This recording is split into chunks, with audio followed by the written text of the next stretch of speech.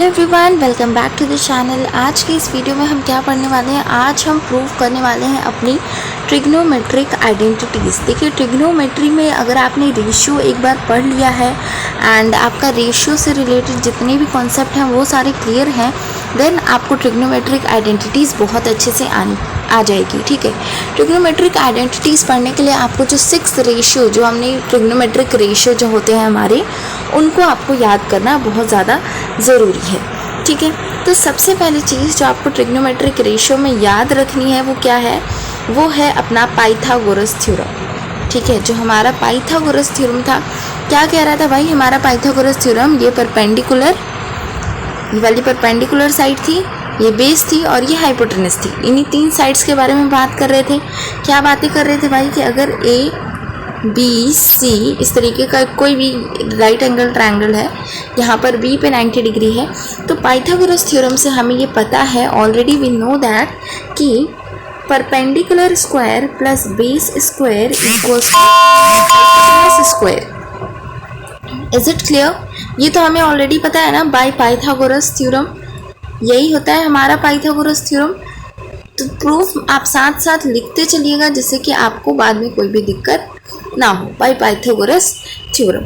तो अब हम इसी पाइथागोरस थ्योरम की मदद से आगे अपनी ट्रिग्नोमेट्रिक आइडेंटिटीज़ को प्रूव करेंगे। ठीक है, सो लेट्स बिगिन। सबसे पहले जो हमारे पास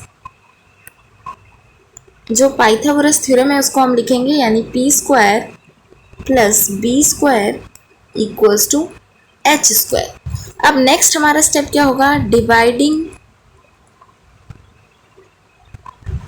bye H square on both side, यानी कि हम LHS एंड RHS दोनों में ही क्या कर रहे हैं, एच स्क्वायर से डिवाइड कर रहे हैं। ठीक है,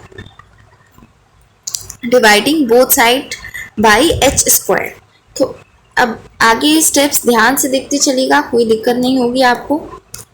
क्या है हमारे पास, इस साइड में था P square plus B square और इस साइड में क्या था, एच स्क्वायर। दोनों को हमने क्या किया, दोनों को हमने एच स्क्वायर से डिवाइड कर दिया।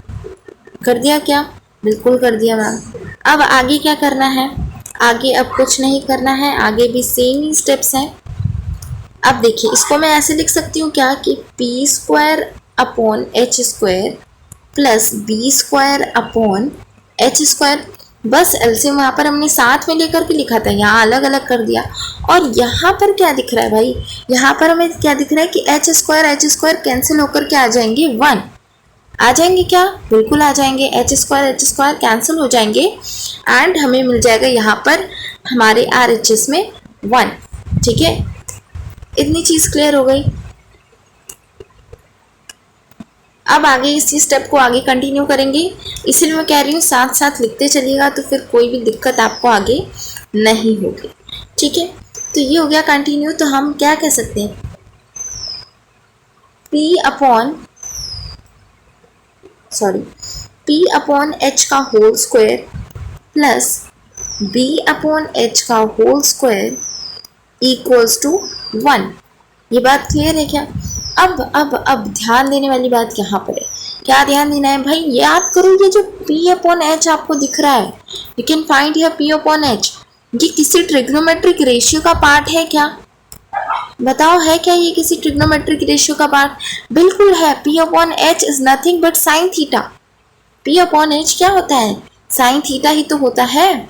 और उसी तरीके से अगर मैं यहाँ B अपॉन H की बात करूँ, तो B upon H is nothing but cos theta. इसीलिए मैंने आपको स्टार्टिंग में ही कहा था कि अगर आपको ये जो ट्रिग्नोमेट्रिक रेशियो है ये याद है, देन आपको ट्रिग्नोमेट्रिक आइडेंटिटीज़ पढ़ने में कोई भी दिक्कत, कोई भी परेशानी नहीं होगी।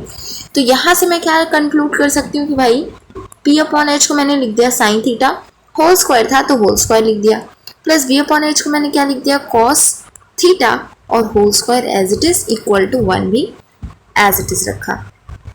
अब यहाँ से मुझे क्या मिल रहा है, यहाँ से मुझे मिल रहा है sine square theta plus cos square theta equals to 1, है ना।